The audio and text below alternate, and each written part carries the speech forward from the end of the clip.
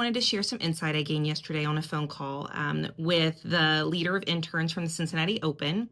And while they don't offer internships for high schoolers, unfortunately, I did want to share some insight in terms of if you wanted to look for an internship there in the future as a college student. So here we go. So first, I just wanted to share a little bit of insight in how competitive the internship area can be once you get into undergrad. So the Cincinnati Open will hire sophomores, juniors, and seniors. So just for, again, your information, this year there were 972 applicants for their intern positions. That's a ton. From those 972, they invited 200 to come in for interviews. And from that 200, they chose 27 interns.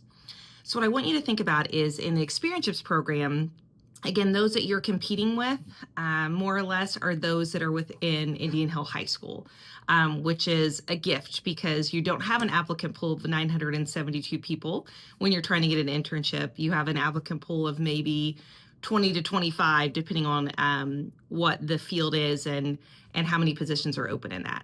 So to go from 972 to 27, I just wanted to offer that insight in terms of, especially those of you going to undergrad, next fall, that is what the internship landscape looks like.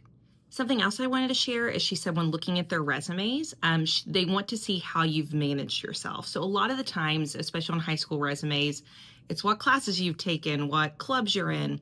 What they want to see is how you have managed your time when an adult is not telling you how to manage your time.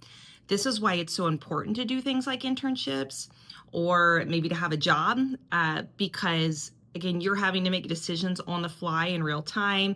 You're having to self-manage. You're having to, again, time manage. You're working on projects. You're contributing to a team.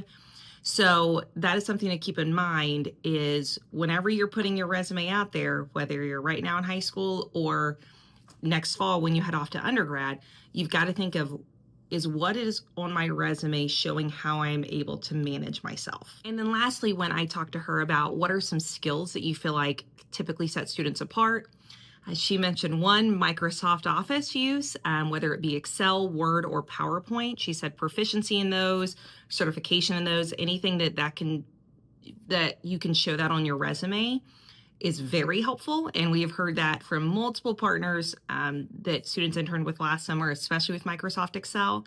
So if you can get credentialed in anything Microsoft, highly recommend it. If you're interested in that, again, talk to Mr. Damadeo or myself, and we can get you on a list of students who are hoping to do that. And then the other thing is she said talking to people. It's such a big deal, whether you are in person having a conversation or you're sending a professional email, you have to know how to speak to others.